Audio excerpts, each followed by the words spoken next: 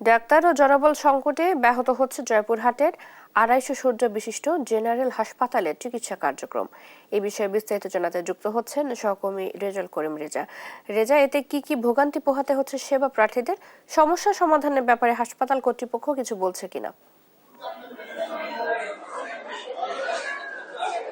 ধন্যবাদ আপনাকে। আমি এই মুহূর্তে দাঁড়িয়ে আছি জয়পুরহাটের আপনার বহির্বিভাগে, জয়পুর 250 শয্যা জেনারেল হাসপাতালের বহির্বিভাগ এবং ডায়রিয়া ওয়ার্ডের সামনে।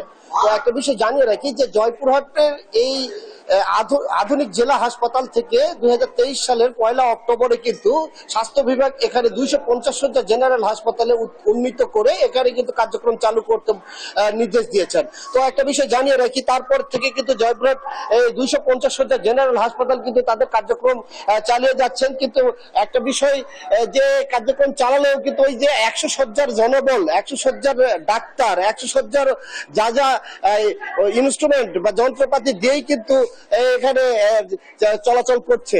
তো মানে এখানকার যে মানে রুগীরা সেবা নিচ্ছেন। তো আমি এখন ডায়রিয়া ওয়ার্ডে এখানে দাঁড়িয়ে আছি। তো ডায়রিয়া ওয়ার্ড এটা 20 বেডের ওয়ার্ড। এখানে কিন্তু আজকে এই মুহূর্তে কিছুক্ষণ আগে আমি খবর দিলাম যে এখানে এখন রুগী ভর্তি আছে হচ্ছে 47টি, অর্থাৎ 20 বেডের ইয়েতে 47 জন রুগী কিন্তু এভাবে ছড়িয়ে ছিটিয়ে ভর্তি আছেন। তো আর এখানে কিন্তু আউটডোরে যেটা খোঁজ খবর নিয়ে আমি জানতে পেরেছি, হাসপাতালের কর্তৃপক্ষ যেটি জানিয়েছেন যে এখানে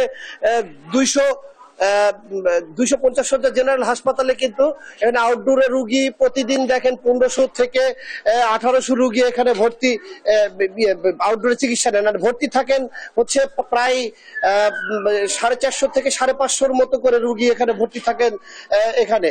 তো একটা বিষয় জানিয়ে রাখি যে এখানে কিন্তু ডাক্তার জনবল সংকটের কারণে এখানে কিন্তু চিকিৎসা সেবা অনেকটাই কিছু ব্যাহত হচ্ছে। আমি একজন চিকিৎসা নিতে আসা, আপনি তো চিকিৎসা নিতে এসেছেন, তো কি আপনি কেমন চিকিৎসা পাচ্ছেন, কি অবস্থা একটু জানাবেন? এখানে ডাক্তারের সংকট, এই যে ভ্যাকসিন দিতে আসছি, কোনো ভ্যাকসিন সাপ্লাই নাই, ভ্যাকসিন কিনে নিয়ে আসতে হচ্ছে। খালি হসপিটাল কি বেডের উন্নতি করলে হবে না, ওষুধ সাপ্লাই ডাক্তারের করতে হবে। না ছাড়া এরকম ভোগান্তি করে তো বড় হসপিটাল হয় কোনো লাভ নেই, ওষুধ তো থাকতে হবে। তো ধন্যবাদ আপনাকে। তো একটা বিষয় জানিয়ে রাখি যে এখানে যে নার্সরা, তারপরে যে জনবল যে আছে তারা কিন্তু আপ্রাণ চেষ্টা করছে। ডাক্তাররাও যেটি জানিয়েছেন যে তারা চেষ্টা করছেন যে সীমিত জনবল দিয়েই কিন্তু এখানে চিকিৎসা দিতে। তো এখানকার যে হাসপাতালে জয়পুর 250 শয্যা জেনারেল হাসপাতালের যে তত্ত্বাবধায়ক রাশেদ মোবারক জুয়েল, তিনি যেটি জানিয়েছেন যে তারা চাহিদা দিয়েছেন এবং খুব অল্প সময়ের মধ্যে তাদের ঊর্ধ্বতন কর্তৃপক্ষ এখানে যে সংকটগুলো আছে সেগুলো সংকট পূরণ করার জন্য চাহিদা পত্র দিয়েছেন। সেই চাহিদা পত্র পেলেই কিন্তু এখানে তারা মোটামুটি ভালো সেবা দিতে পারবেন।